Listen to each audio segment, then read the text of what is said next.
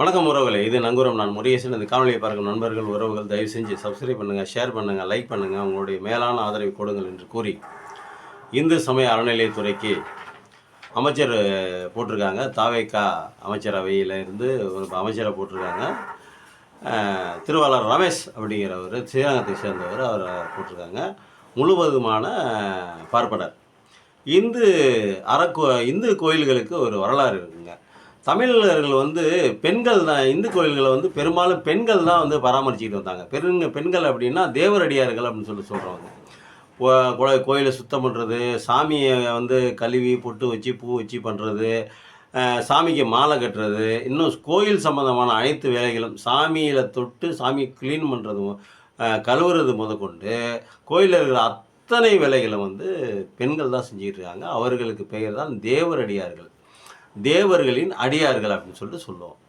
அவங்க என்ன பண்ணாங்க அப்படின்னா, அவங்க இப்படி பண்ணிக்கிட்டே இருக்கிற காலத்தில் இந்த ஒரு கூட்டம் உள்ள நுழைஞ்சி அரசர்களையும் அதிகாரத்தில் இருக்கிறவங்களையும் கையில் போட்டுக்கிட்டு ஒரு கூட்டம் உள்ள நுழைஞ்சி இவர்களை தேவரடியார்கள் இருந்த அவர்களை கோயில் புனிதம் கெட்டு போயிடும், பெண்கள் அபிஷேகம் பண்ணாக்கா, பெண்கள் சாமியை தொட்டாக்கா சாமியோட புனிதம் கெட்டு போயிடும், பெண்கள் ஆண்களினுடைய அடிமைகள், அதனால் அவருக்கு போய் தொடக்கூடாது அப்படின்னு சொல்லி ஒரு கதையை கட்டி விட்டு அதில் மன்னர்களை நம்ப வைத்து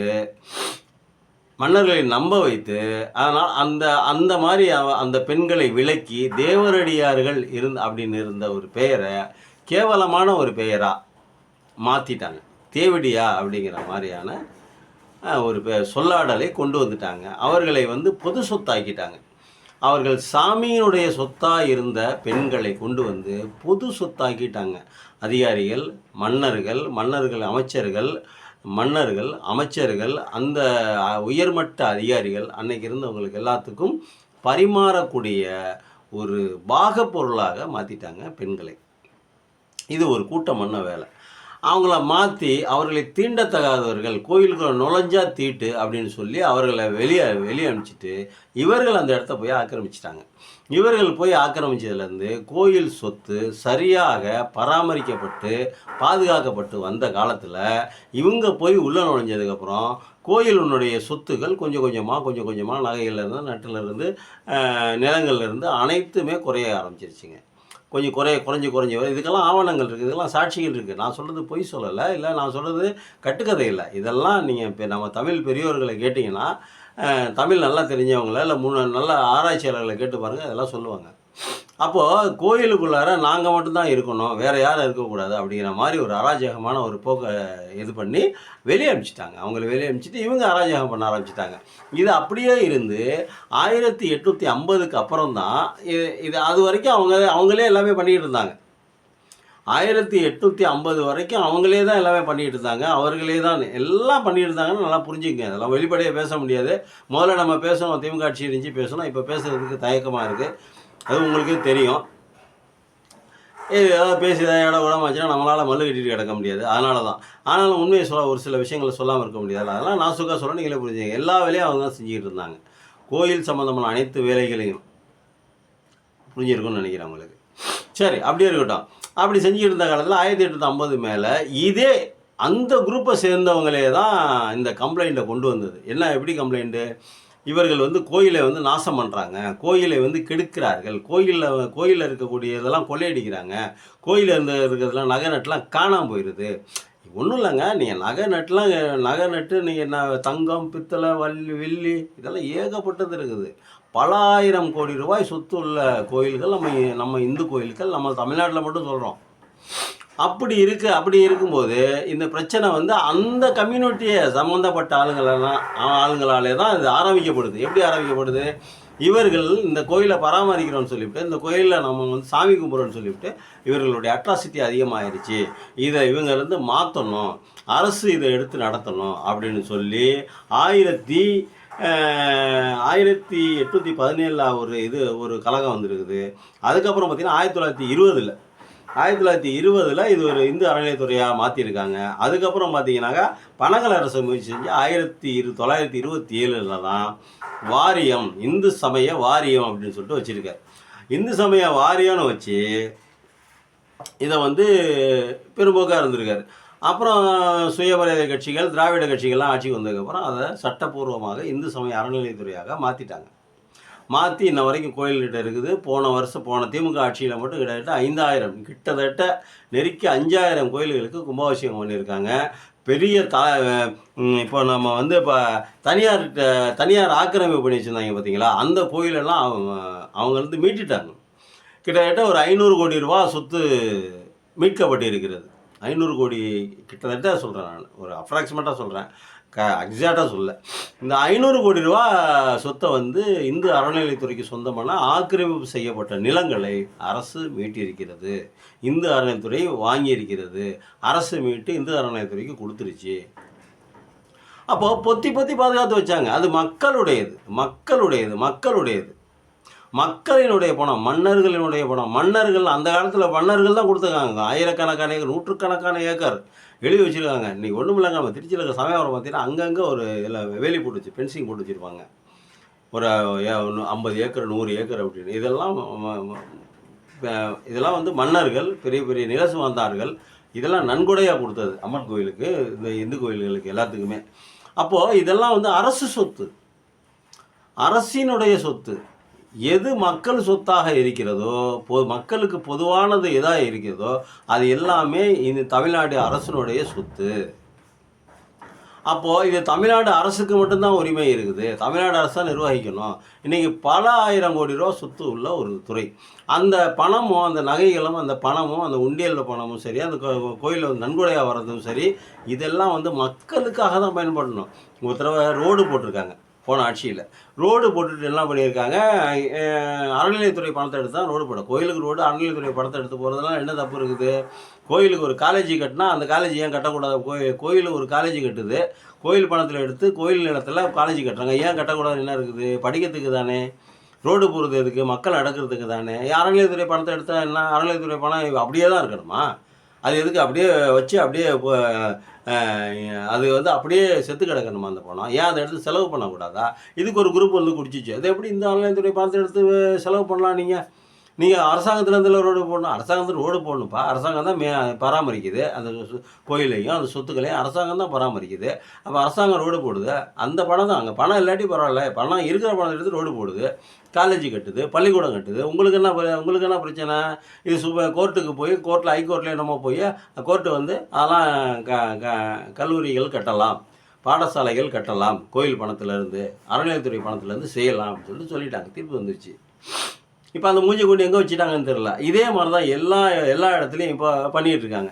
இப்போ நமக்கு இந்த கதையெல்லாம் 7 நிமிஷம் ஆச்சு. இந்த கதையை 8 நிமிஷமாக ஏன் சொல்கிறோம் அப்படின்னா, மக்களுக்கு ஞாபகப்படுத்துறதுக்கு தான் சொல்கிறோம். சரி, இன்னொன்று என்ன அப்படின்னா, இப்போ ரமேஷ் அப்படிங்கிறவரை போட்டிருக்காங்க. அவர் வந்து ஒரு பார்ப்பனர், ராமம் போடுகிற வைணவர் நினைக்கிறேன், வைண பார்ப்பனர். இப்போது மத்திய அரசுலேருந்து, ஆர்எஸ்எஸ்லேருந்து இப்போ எல்லா மாநிலங்களையும், இப்போ குஜராத்லேயே என்னது இந்த சமய அறநிலையத்துறை இருக்குது. அந்த அறநிலையத்துறை தான் பராமரிக்குது அப்படிங்கிறாங்க. உண்மை எதுக்குன்னு நமக்கு தெரியல. இதெல்லாம் நம்ம படித்தது பேப்பரில், செய்தித்தாள்களை படித்தது. ஆனால் எங்கேயும் இந்த அறநிலையத்துறை இருந்தால் அது வந்து மக்களுக்கு இந்த இந்த இந்த கூட்டத்துக்கு கண்ணு உறுத்தலை. ஆனால் தமிழ்நாட்டில் இருக்கிற இந்த அறநிலையத்துறை மட்டும் உறுத்துது. அதுவும் திமுக அரசு ஆளும்போது தான் ரொம்ப உறுத்துது. திமுககாரங்க கொள்ளைச்சிட்டு போயிட்டாங்க, இவங்க திருடிட்டு போயிட்டாங்க. எதுக்கு எடுத்தாலும் திமுககாரங்க கொள்ளைச்சிட்டு போயிட்டாங்க, திருடிட்டு போயிட்டாங்க. இப்போது ரமேஷ் அப்படிங்கிற பார்ப்பனரை வந்து அமைச்சராக போட்டிருக்காங்க. அதாவது பார்ப்பனர்னா சாதி ரீதியாக சொல்லலை. இந்த இந்து சமய அறநிலையத்துறை அரசிடம் இருக்கக்கூடாது, தனியார்கிட்ட வரணும் அப்படின்னு சொல்கிறது யார்? அந்த குரூப்பு தான் சொல்லுது. உதாரணத்துக்கு எச் ராஜா சொல்லுவார். இவர் யார் பேருன்னா ரங்கராஜ் பாண்டியன் ஒருத்தருக்கார், அவர் சொல்லுவார். ஜக்கி வாசுதேவ், அவனுக்கும் நம்ம தமிழ்நாட்டு கோயிலுக்கும் என்ன சம்மந்தம்னே தெரியாது. அவன் யாருன்னே தெரியாது. இன்னும் சொல்லப்போனால் ரங்கராஜ பாண்டே, ஹச் ராஜாலாம் நம்ம தமிழ்நாட்டுக்கும் அவங்களுக்கும் என்ன சம்மந்தமே இல்லை. ஆனால் நம்ம ஊரில் நம்ம கோயிலை பற்றி அவங்கெல்லாம் ரொம்ப வியாக்கியானமாக பேசுவாங்க. ஹச் ராஜாவுக்கும் ரங்கராஜ பாண்டேக்கு தமிழ்நாடு இருக்கிற கோயிலுக்கு என்ன சம்மந்தம்? யார் சொல்கிறாங்க? யார் வாதாட வராங்க? அவங்க வந்து அவங்களாம் சொந்த ஊர் பீகாருக்காராங்க. பீகாரிகளுக்கும் தமிழ்நாட்டில் இருக்கிற கோயில்களுக்கும் என்ன சம்மந்தம்? ஆனால் சம்மந்தப்படுத்திக்கிறாங்க. நாங்கள் தான் இந்துக்கு நாங்கள் தான் அத்தாரிட்டி அப்படின்னு சொல்லிட்டு சம்மந்தப்படுத்திக்கிறாங்க. ஜக்கி வாசுதேவுக்கு என்ன பிரச்சனை? அவன் கர்நாடகாவில் பிறந்தவன். அவனுக்கு இந்த ஊரில் இடத்த கொடுத்து அவனை இவ்வளோ தூரம் வளர்த்து விட்டு அவன் ஒரு ஃபோர்ஜரி ஃப்ராடு தன்னுடைய மனைவியை கொன்றான் அப்படின்னு சொல்லிட்டு சொல்கிறாங்க. வழக்குகள் இருக்குது அவன் மேலே. அதை பற்றிலாம் எதையுமே கவலைப்பட மாட்டான். ஆனால் இந்து சமய அறநிலையத்துறையில் வந்து தலையிடுவான். இது வந்து தனியாரிடம் கொடுத்துடணும் அப்படின்னு சொல்லிட்டு அந்த மாதிரி பேசுவான். அந்த மாதிரி இருக்கிற சூழ்நிலையில் இப்போ ஆர்எஸ்எஸ்லேருந்து பிஜேபியிலேருந்து இந்து சமய அறநிலையத்துறை கலைச்சிடணும், தனியார்கிட்ட கொடுத்துடணும், எங்கள்கிட்ட கொடுத்துருங்க அப்படிங்கிற மாதிரி தான் கேட்குறாங்க. காரணம் 10,000 கோடி ரூபா சொத்து, தினமும் வருமானம் வந்துக்கிட்டே இருக்கக்கூடிய ஒரு விஷயம். உண்டியல் பணம் தினம் வந்துக்கிட்டே இருக்குது. இப்போ லட்சக்கணக்கான கோடிக்கணக்கான பணம். மதுரை மீனாட்சி அம்மன் கோயில், திருச்செந்தூர் கோயில், பழனி முருகன் கோயில், சமயபுரம் மாரியம்மன் கோயில், திருச்சி ஸ்ரீரங்கம் கோயில், இது மாதிரி கிட்டத்தட்ட எவ்வளோ கோயில்கள் தெரியுங்களா? 36,500 கோயில்கள். 40,000 கோயில்கள் பக்கம் இருக்குது. இந்த 50,000 கோயில்கள் பக்கம் இருக்குது. இந்து சமய அறநிலையத்துறையின் கட்டுப்பாட்டில் இருக்குது 36,500 கோயில்கள். இதில் வருமானம் வர்ற கோயிலும் இருக்குது, வருமானம் வராத கோயிலும் இருக்குது. வருமானம் வர்ற கோயிலை பற்றி மட்டும்தான் பேசுவாங்களே தவிர, வருமானம் வராத கோயிலுக்கு இந்து சமய அறநிலையத்துறை செலவு பண்ணுது. விளக்கு வைக்கிறதுலேருந்து அந்த கோயிலை சுத்தம் பண்ணுறதுலேருந்து அதை பராமரிக்கிறதுலேருந்து ஆளுங்க யாரும் போக மாட்டாங்க. ஆனால் ஒரு பூசாரியை போட்டு ஒரு பூசாரியை போட்டு அந்த கோயிலை பராமரிக்குது. இப்போ இவ்வளவு இந்த இந்து சமய அறநிலையத்துறை பண்ணிகிட்டு இருக்குது. ஆனால் இப்போ இவங்களுக்கு என்ன பிரச்சனை? ஒரு பார்ப்பனரை போட்டிருக்காங்க. பார்ப்பனர்களுடைய சிந்தனை என்னவா இருக்குது? இந்து சமய அறநிலையத்துறையை கவர்மெண்ட்டுக்கிட்ட இருக்கக்கூடாது, அரசுக்கிட்ட இருக்கக்கூடாது அப்படின்னு நினைக்கிது. அப்போது அந்த இப்போ நம்ம வந்து இப்போ வெறுப்பு பேச்சாக பேசலை, பார்ப்பனர் அப்படிங்கிறதுனால வெறுப்பாக பேசலை, சாதிய வன்மயத்தோடு பேசலை. அவங்க இந்த மென்டாலிட்டியோடு இருக்கும்போது இங்கே கொண்டு அமைச்சராக அவங்கள போட்டால் அவர்கள் என்னென்ன பண்ணுவாங்க அந்த துறையில் அப்படிங்கிறது தான் பயமாக இருக்குது. இப்போ 100 வருடங்களாக அந்த துறை வந்து அந்த குறிப்பிட்ட வகுப்பினர் இல்லாமல் அது கிட்டத்தட்ட ஒரு 75, 80, 90 வருஷத்துக்கு மேலே அரசினுடைய கட்டுப்பாட்டில் இருக்குது. அப்போ அந்த அரசினுடைய கட்டுப்பாட்டில் இருக்கிற வரைக்கும் கோயிலின் சொத்துக்கள், கோயிலோட நகைகள், கோயிலினுடைய இடங்கள், நிலங்கள் எல்லாம் பாதுகாக்கப்பட்டு எல்லாம் வரிசைப்படுத்தப்பட்டு ஒழுங்குபடுத்தப்பட்டு எல்லாம் கணினிமயமாக்கி பக்காவாக பராமரிக்குது இந்த அறநிலையத்துறை. இது வரைக்கும் எந்த பிரச்சனையும் இல்லாமல் போயிட்டு இருக்குதுங்க. இப்போ இந்த ஆட்சியை வந்து ஒரு பார்ப்பனரை கொண்டு வந்து உட்கார வச்சுட்டாங்க. மறுபடியும் சொல்கிறேன், நான் வெறுப்பு பேச்செல்லாம் பேசலை.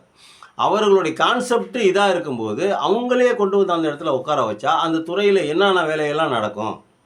முதல்ல அனைத்து சாதியிலும் அர்ச்சகரான்னு சொல்லிட்டு ஒரு ஸ்கீம் இருக்குது பார்த்தீங்களா? அந்த ஸ்கீமில் ஒரு 218 பேரை நம்ம கோயிலில் கொண்டு போய் அர்ச்சகராக போட்டாங்க.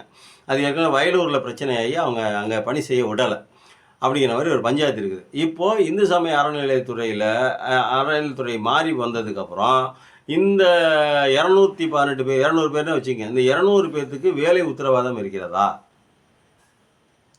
இவங்க வேலை செய்ய முடியுமா? கோயிலில் இருக்கிற திருப்பி அந்த மற்ற அர்ச்சகர் அல்லாமல் அனைத்து சாதியின அர்ச்சகர் அந்த அர்ச்சகர் இல்லாமல் மற்ற பணி செய்கிறவங்கள் எல்லாத்தையுமே அதிகாரிகளிலிருந்து அனைத்தையுமே அந்த ஒரு குறிப்பிட்ட சமூகமாக மாற்றுவதற்கு வாய்ப்பு அதிகம். இவெல்லாம் நம்ம சொல்லலை, எவனும் கேட்குறடா. அவங்க கையில் ஆட்சி இருந்துச்சு, திராவிட கட்சிகள் ஆண்டுச்சு, நம்ம சொன்னதை எவனும் கேட்கல.